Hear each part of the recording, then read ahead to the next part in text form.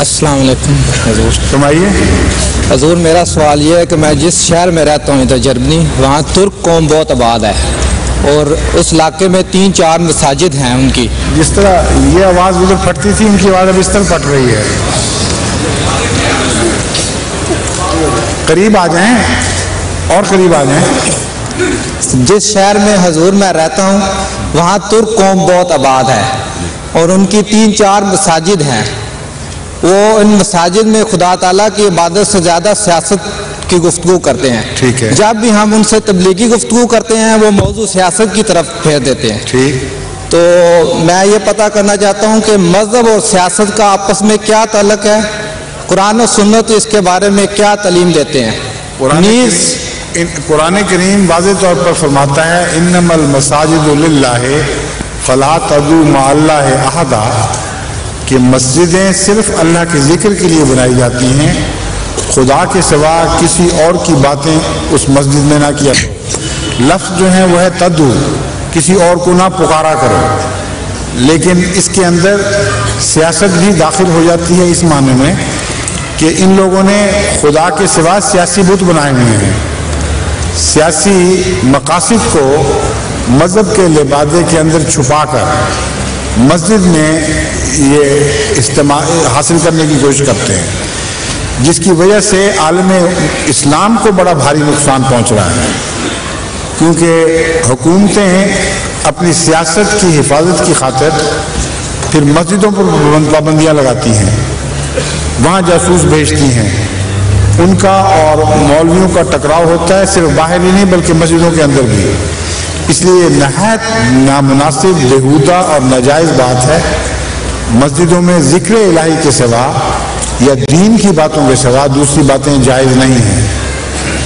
وہ اس کی بیس یہ بناتے ہیں کہ چونکہ آن صلم نے از ایک آزاد حکومت کی ہے خود، اس لیے بھی ایک مذہبی رہنما کو خود سیاست کا حق ہے. یہ سب نفس کے بہانے ہیں.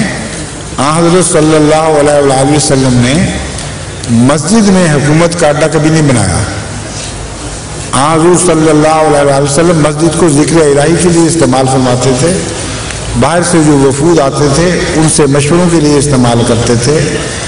یہ بعید نہیں ہے کہ آپ نے جہاد کے متعلق بھی مسجد میں بیٹھ کے باتیں کی ہوں.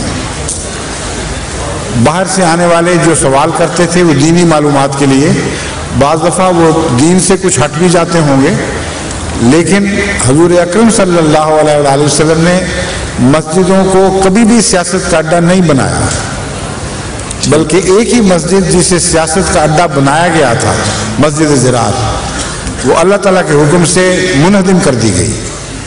بس وہ مثال کافی ہے کہ اگر مسجدوں کو سیاست کے اڈے بناؤ گے تو خدا کے نزدیک وہ مسجدیں خدا کے ذکر سے خالی ہو جائیں گی اور اس لائق نہیں ہوں گی کہ وہاں خدا کے نیک بندے نمازیں پڑھیں. پھر آیا ایک مذہبی رہنما کو سیاست میں حصہ لینے کا حق ہے؟ آپ مزید سوال الٹے پلٹے کیوں کر رہے ہیں؟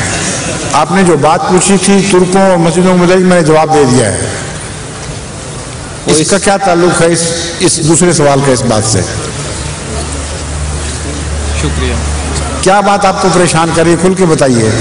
وہ یہی چاہتے ہیں کہ وہ خود مذہبی رہنما کے طور پہ سیاست میں بھی آگے آئیں. مذہبی رہنما کو حق ہے سیاست کے متعلق بھی اپنی انفرادی حیثیت سے حصہ لے. کیوں نہیں ہے؟ آخر اس کا ایک وجود ایک شہری کا وجود ہے. اس شہری وجود کے لحاظ سے وہ سیاست میں اپنا ذاتی حق استعمال کر سکتا ہے.